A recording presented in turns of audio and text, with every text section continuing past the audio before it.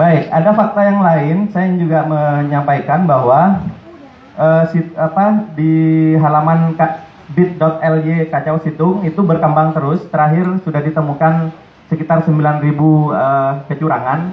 Itu ditemukan oleh robot, bukan laporan masyarakat. Jadi robot program yang dibuat oleh teman-teman IT itu sudah menemukan sekitar 7.900 lebih. Sekarang terus berkembang, setiap hari berkembang. Dan makin mereka mengubah-ubah, makin ketahuan nanti.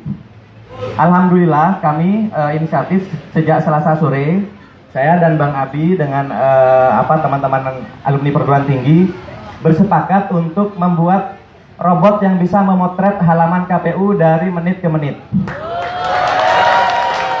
Jadi saya hanya memerlukan 50 sampai 100 laptop untuk mengetahui sebuah TPS ini dipermainkan apa tidak angkanya. Jadi saya mungkin ada KPU atau perwakilan yang hadir di sini, tolong jangan dimainkan lagi. Jangan yang sudah curang dibenerin, kemudian diubah lagi, dilaporkan di sini dibenerin, tapi nanti curangnya dipindah ke yang lain.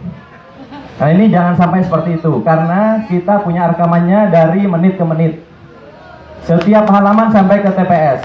Jadi nanti boleh di-query, boleh ditanya ke mesin kami, TPS ini pernah berubah berapa kali angkanya. Ya. Jadi, dan sistem ini kami tidak menghabiskan 24 triliun.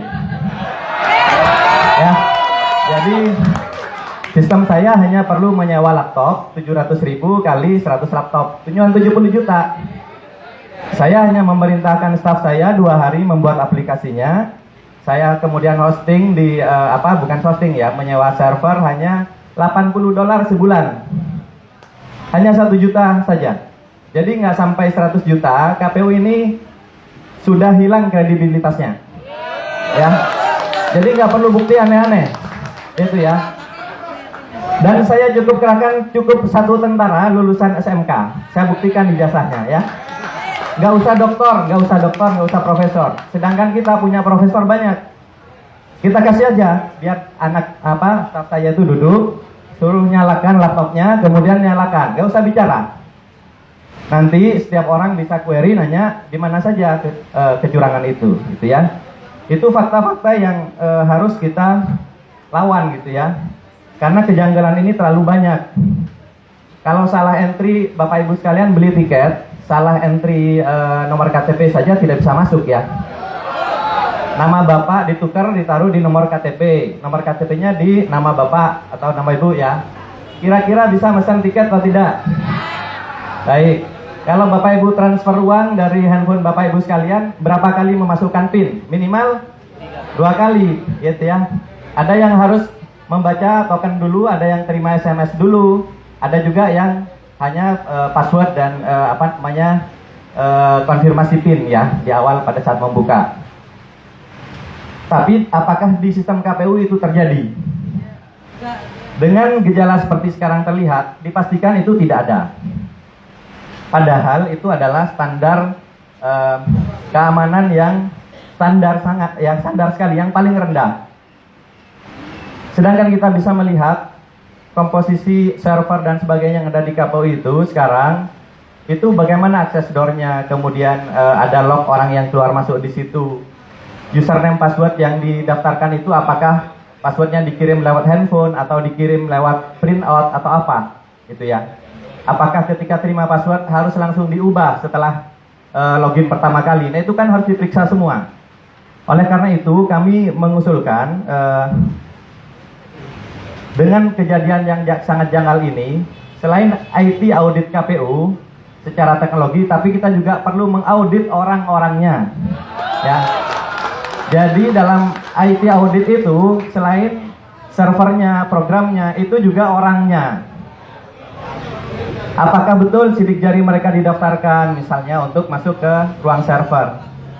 Dan server itu, mohon maaf, apakah betul-betul ada di situ? Kemudian untuk masuk harus pakai VPN. Saya kok tidak yakin.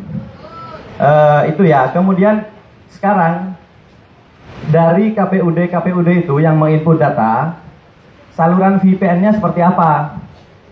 Kok rasanya nggak pakai VPN, sehingga semua jenis laptop, semua jenis komputer, bahkan mungkin handphone itu bisa mengakses situng KPU. Itu tidak boleh. Pertama, rawan untuk down ya. Yang kedua, rawan dimasuki oleh intruder.